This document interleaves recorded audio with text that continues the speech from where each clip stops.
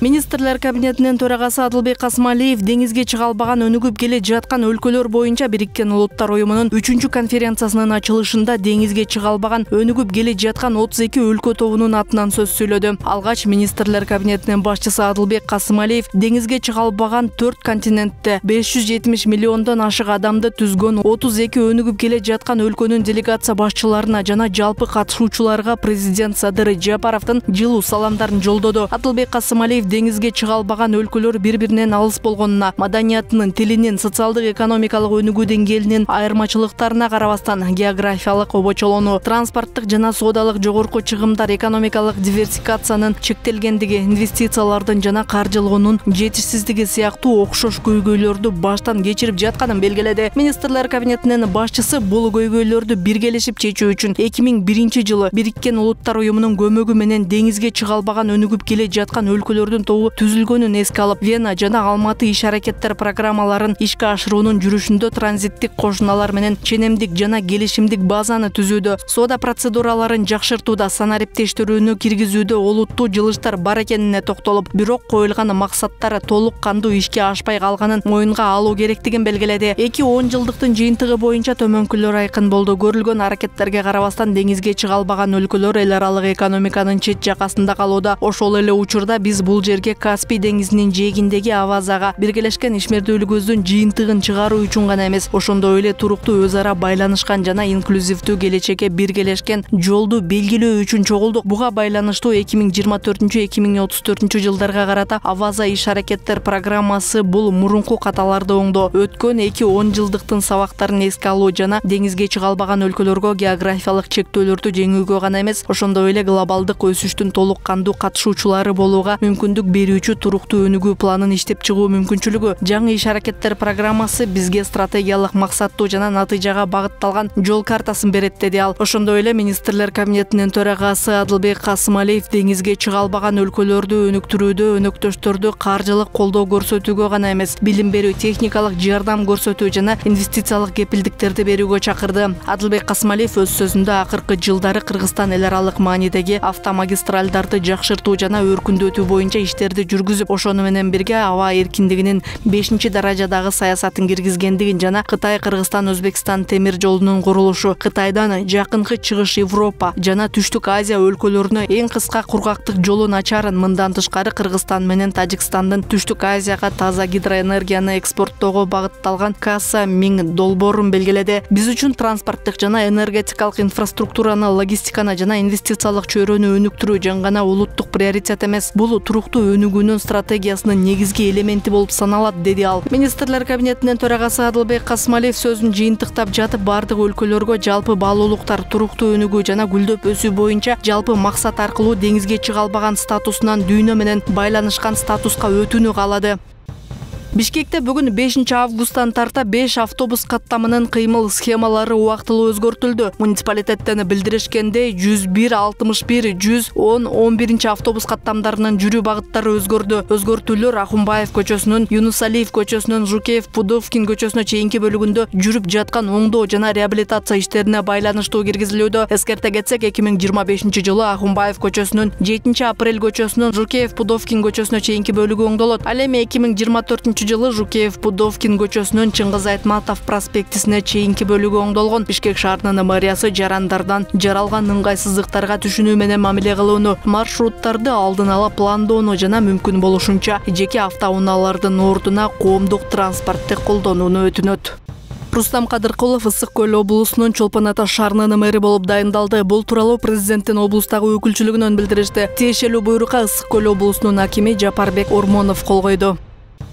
8 июльдан 3 августка чейин өлкө аймагында рульда аталышындагы рейд өткөрүлүп, 86.264 жол эрежесин бузуу фактысы аныкталган. Ички иштер министрлигинин жол кыймылынын коопсуздугун камсыздоо башкы башкармалыгы билдиргендей, рейд жолуна кырсыктарын алдын алуу максатында уюштурулган. Эреже бузган айдоочулардын ичинен мас абалында унаа башкаргандар 1185, авто ээн баштык жасаган 283 айдоочу, каршы тилкеге чыгып айдаган 1753 айдоочу, тийиштүү документтери жок унаа башкарган 326, терезелерин мыйзамсыз караңгылаткан 533, одоно жол эрежелерин бузгандыгы үчүн 6555 автоунаа айып короого киргизилген. Мамлекеттик кызмат жана жергиликтүү өз алдынча башкаруу иштери боюнча мамлекеттик агенттиктин кызматкерлери кан тапшыруу өнөктүгүнө катышууда. Бул тууралуу ведомстводон маалымдашты. Бүгүн агенттиктин директору Кудайберген Базарбаев баштаган 30дан ашык кызматкерлер улуттук кан борборунда кан тапшырууга келишти. Бул иш-аракет социалдык жоопкерчилик жана адам өмүрүн сактап калуудагы жарандык парз катары бааланды. Кан тапшыргандан кийин Кудайберген Базарбаев баардык мамлекеттик жана муниципалдык кызматкерлерди бул саамалыкка кошулууга чакырып, ар бир тамчы кан жашоого болгон белек экендигин баса белгиледи. Мамлекеттик кызматтагы адам элге жакын, коомго үлгү болушу керек. Кан тапшыруу бул жөн гана жардам эмес, бул адам өмүрүн сактоого кошкон түз салым, деди ал. Иш-чаранын максаты коомдо ыктыярдуу донорлукту жайылтуу жана мамлекеттик кызматкерлердин социалдык активдүүлүгүн жогорулатуу болуп саналат. Белгилей кетсек, күн мурун министрлер кабинетинин төрагасы Адылбек Касмалиев мамлекеттик кызматкерлерди кан тапшырууга жана ыктыярдуу донор болууга чакырып, бул багытта активдүү жарандык позицияны көрсөтүүгө үндөгөн. Анын айтымында, кан тапшыруу адамдын өмүрүн сактап калууга жардам берген асыл иш. Ар бир тамчы кан бул кимдир бирөө үчүн жашоо. Мамлекеттик кызматкерлер коом алдында үлгү болушу керек, деди Адылбек Касмалиев. Ал ошондой эле мамлекеттик мекемелерде кан тапшыруу өнөктүктөрүн уюштурууну жана кызматкерлерге бардык шарттарды түзүүнү тапшырды. Ысык көлдө эс алуучулардын коопсуздугу үчүн көл түбүндөгү коркунучтуу темир конструкция чыгарылды. Бул тууралуу облустук милициядан билдиришти. Маалыматка ылайык, бул кооптуу объект мурунку пирстин чатыры болуп, ал 2 жыл мурун катуу шамалдын кесепетинен суу астына түшүп кеткен. Көл түбүндөгү темир конструкцияны кесипкөй суучул Кубанычбек уулу Бекжан видеого тартып, социалдык тармактарга жарыялаган. Аталган маалымат коомчулукта кызуу талкуу жараткан. Жарандык жоопкерчилик көрсөткөн Бекжандын кайрылуусу Ысык көл облустук ички иштер башкармалыгынын жетекчилиги тарабынан көңүл борборуна алынып, 4 август күнү коопсуздукту камсыздоо максатында өзгөчө чара көрүлдү. Быйыл республика боюнча дан эгиндерин жыйноо иштерине 1935 комбайндын ичинен 1618 тартылды. Суу ресурстары, айыл чарба жана кайра иштетүү өнөр жай министрлигинен билдиришкендей, жалпы даярдык 84% түзөт. Өнөктүк дээрлик баардык аймактарда жүрүп жатат. Ысык көл, Нарын, Баткен жана Чүй облустарында комбайндарга болгон муктаждык жогору болгондуктан министрлик комбайндарды аймактарга бирдей бөлүштүрдү. Учурда Чүй облусуна Ысык көл жана Нарындан 100гө жакын комбайн тартылып, өнөктүк аяктоо баскычында турат. Өлкөнүн түштүк аймагында 400дөн ашык комбайн иштеп жатат. Алардын 100гө жакыны тоо этегиндеги дыйканчылык зоналарына тартылган. Жалпысынан бир комбайнга 260,1 гектары жумуш туура келүүдө. Нарын облусунун Орто Саз айылынын кыянын үстү тилкесинде зыяндуу чегирткелерге каршы химиялык дарылоо иштери улантылды. Суу ресурстары, айыл чарба жана кайра иштетүү өнөр жай министрлигинен билдиришкендей, бул иштер айыл чарба өсүмдүктөрүн коргоо жана түшүмдү жогорулатуунун алдын алуу максатында жүргүзүлүүдө. Белгиленгендей, химиялык дарылоолор тиешелүү коопсуздук эрежелерин сактоо менен айыл чарба багытындагы аянттарда адистердин катышуусунда жүргүзүлүп жатат. Мындай алдын алуу иш-чаралары чегирткелердин көбөйүшүнө жол бербөөгө жана айыл чарба продукциясынын сапатын сактоого багытталган.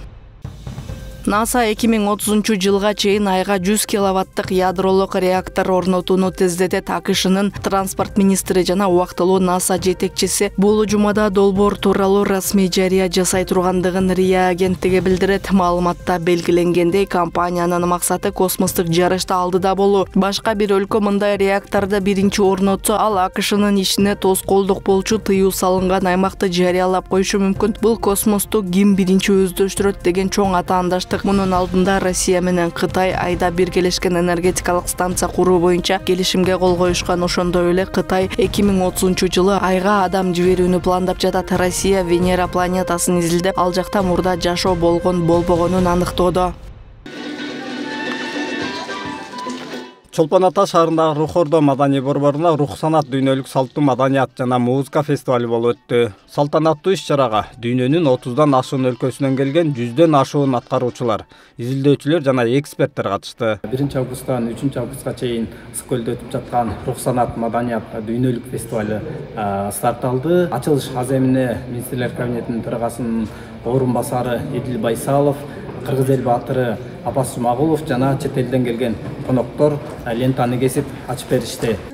Ex-head of Kyrgyz government, hero of Kyrgyz Republic. Фестивалдын биринчи күнү чет элдик меймандарды жана делегацияларды тосуп алуу менен башталып, аларга фестивалдын максаты, идеясы тууралуу маалыматтар берилип, фестивалдын 7 локациясы менен тааныштырылды. Ал эме өздөрүнүн күнүн азыр коюшат. Вот это все, это начало всего этого. Спасибо, то, что бу жерде мастер-класстарын көрсөтүшөт. Буга чейин көчмөндөр оюну аркылуу кыргыз спортун дүйнөгө даңазалоо болсо, рух санат аркылуу кыргыз музыкасын, дүйнөнүн маданий мурасын, байлыгын көрсөтүү жана глобалдык маданий диалогун чыңдоо. Рух санат улуттук маданиятты, улуттук музыканын чордонуна айлантуу бир демилгеси, ошол бир кадамы, ошол жасалып атат. 3 багытты тандап алдык. Биринчиси конгресс, экинчиси конкурс, үчүнчүсү маркет. Конгрессте салттуу улуттук маданият кантип сакталат, кандай формада эртеңки муунга өткөрүлүп берилет, ошол талкууланып атат. Конкурста жаш салттуу музыканы алып жүрүүчүлөр бири-бири менен ат салышып күчүн сынашып атат. Ал эми маркетте мындай атагы чыгып калган группалар келип, биз дүйнө жүзүнөн бир 10 чакты ошол салттуу музыканы алып жүргөндөрдү колдогон продюсерлерди Кыргызстанга алып келдик. Алардын ортосундагы бир көпүрөнү түзүп берип атабыз. Мүмкүн ушул рух санаттын жыйынтыгында бир канча контракттар түзүлүп калып, эртең ошол группалар, биздин группалар, дүйнөдөн келген группалар чоң-чоң гастролдорун дүйнөгө уюштурушат. Фестивалдын биринчи күнүнүн негизги окуясы жердин ыры аттуу театрлаштырган шоу пролог менен башталган ачылыш аземи болду.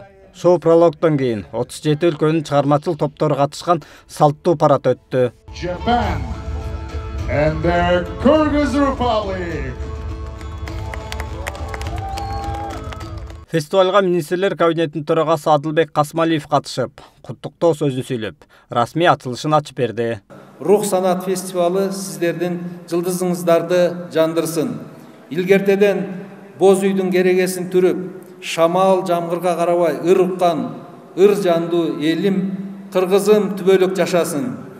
Ырыс алды ынтымак, дүйнө элдеринин ортосунда бекем ынтымак жана дүйнөдө тынчтык болсун. 3 күнгө созулган рух санат салттуу маданий жана музыка фестивалы гала концерт жана сынактын жеңүүчүлөрүнө сыйлыктарды тапшыруу менен аяктады. Соңунда Ысык Көл областынын ыйгарымдуу өкүлү Бактыбек Жетигенов эстафетаны Жалал Абад областынын ыйгарымдуу өкүлү Тилек Текебаевга өткөрүп берди. Эске сала кетсек, 2027-жылы рух санат фестивалы Жалал Абад областында өткөрүлмөй болду. Роза Элимбек кызы Ош облусунун Маада айылында жашайт. Улуу баласы учурда 8 жашта, ал кулак укпай төрөлгөн. Алар уулунун кулагы укпагандыгын кечирээк билип калганбыз дейт. Уулу 3,5 жашка чыкканда кохлеардык имплант же жасалма угуу түзмөгүн тагышкан. 3,5 жашында өзүбүздүн күчүбүз менен ошо акча каражатыбыз менен операция жасатканбыз. Андан кийин 1 айдан кийин ал подключение болуп балам угуп баштаган. Ошондон баштап мен балам обычный садикке бердик, аппараты сынып калат, андай болот деп бир аз корктук эми башындачы, бирок обычный эле садикке берип, ошондон азыр деле кадимкидей мектепте окуп жатат. Былтыр 1-классты бүттү да. Бул нерсени азыр мен бардык больницалардын, мисалы иштеген ишкерлерине маалымат бериш керек деп ойлойм да. Ошол больницаларга кулагы укпай төрөлгөндөн баштап, мисалы 1 жашка чейин операция кылса андан жакшы, бала кадимки балдардай аралашып кетет да, кадимки балдардай тили чыгат. 2 жаш, 3 жаш деле жакшы, бирок бир аз кечигет да, акцент болушу мүмкүн, бала сүйлөшү кыйын болот, аппаратка көнүшү кыйын болот, себеби бала акыл эси кире баштаган убакта. Уже 5 жашка чейин аракет кылып операция жасатып калбасаң, 5 жаштан кийин бала сүйлөсө аябай эле кыйын болот да. Ошол болушунча эрте анан мындай төрөлөрү менен бала сөзсүз түрдө кулагын текшертип, бала угабы, 2 кулагын текшертип коюш керек да. Азыр бардык больницаларга күчтүү аппараттар келип калган, текшерип беришет. Ал биз мисалы билген эмеспиз да, ошондо текшерткендичи. Ошол убакта аппараттар да жок болгон. Азыр бардык больницаларга төрөт үйлөрүнө аппараттар келип калган. Төрөлөрү менен ата-эне айтса сөз текшерип беришет. Расмий маалыматтарга ылайык, тубаса кулагы укпай төрөлгөн 1,5 жаштан 18 жашка чейинки кыргызстандык 100дөй балага кохлеардык имплант салынган. Кыргызстандыктар кохлеардык имплант салдыруу үчүн кеминде $25,000 каражатты өзүлөрү табышы керек болот. Мындай ата-энелерге өтө кыйын деп эсептейм. Өзүм башыман өтөт. Мен баламды күндүгө окутамын. Мисалы, иштегенге шарт жок болот. Көбүнесе ата-энелерге эң кыйын болгону ушу баласы ушинтип турса, бир жерге чыгып деле иштей албайсың, аппарат тагат качан жамгыр жаап или суу тийип калса болду, ошо менен 100 миңге алган аппаратың жок болот. Ошол үчүн кайсылыктар көп болот бизге. Мындай өзгөчө балдарды багуу, аларды коомго аралаштыруу кыйын болуп жаткандыгын, алардын укуктарын коргоп чыгуунун зарылдыгы жана бир топ маселелерди талкуулоо үчүн Ош шаарында Оккум келет фонду тарабынан уюштурулган иш-чара өттү.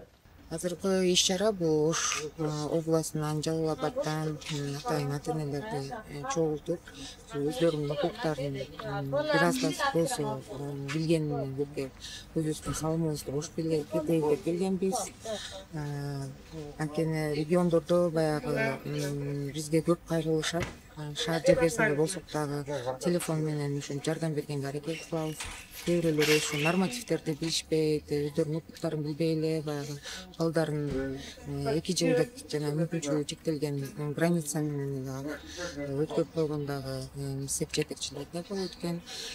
Ошого байланыштуу биз ушу бир аз болсо дагы ата-энелер ушул жаатта нормативдерди, закондорду ушу кантип мамлекеттик органдарга келгенде чатак салбай өздөрүнүн алып жүрүү боюнча бир аз болсо дагы өзүбүздүн жанагы опыт деп коетпу, тажрыйбабыз менен бирге бөлүшүп ушинтип деткибиз келди. Кулак угуусунан жабыркаган балдардын операциялары түзмөктүн баасынын өтө кымбат болгондугу, азыркы тапта баладагы угуу жөндөмүн аныктаган диагностикалык борборлордун аздыгы жана көптөгөн маселелерди талкуулашты. Ошондой эле ымыркай төрөлөрү менен анын саламаттыгын текшерип, тубаса майыптыгын аныктоочу скрининг тесттерди көбөйтүү керектиги айтылды.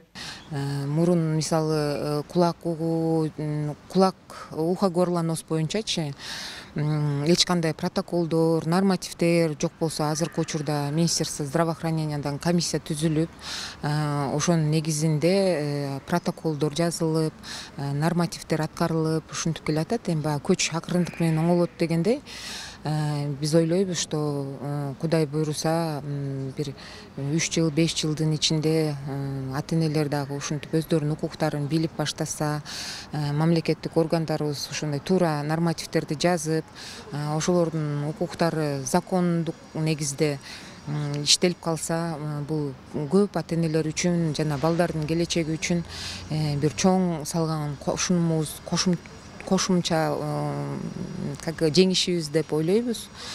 Ошон үчүн мен ойлоймун, что ата-энелер деген мындай нерселерден коркпош керек.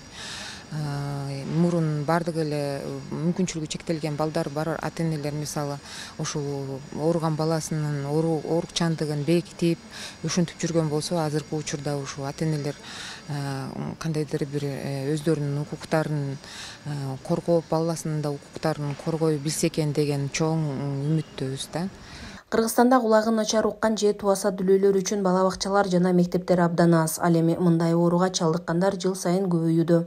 Кулактын генетикалык төрөт маалында алган жараты, ар түрдүү жугуштуу оорулар, өнөкөт кулак инфекциясы, айрым дарылар катуу жарылып жана картаюу себеп болууда дешет дарыгерлер. Дүйнөлүк саламаттык сактоо уюму балдардын кулагынын начарлашынын 60% алдын алып, убагында жардам берип, майыптыктан сактап калса болорун эскертишет. Гүлжан Нажиматова, Алишер Мусажалил уулу, Ош шаары.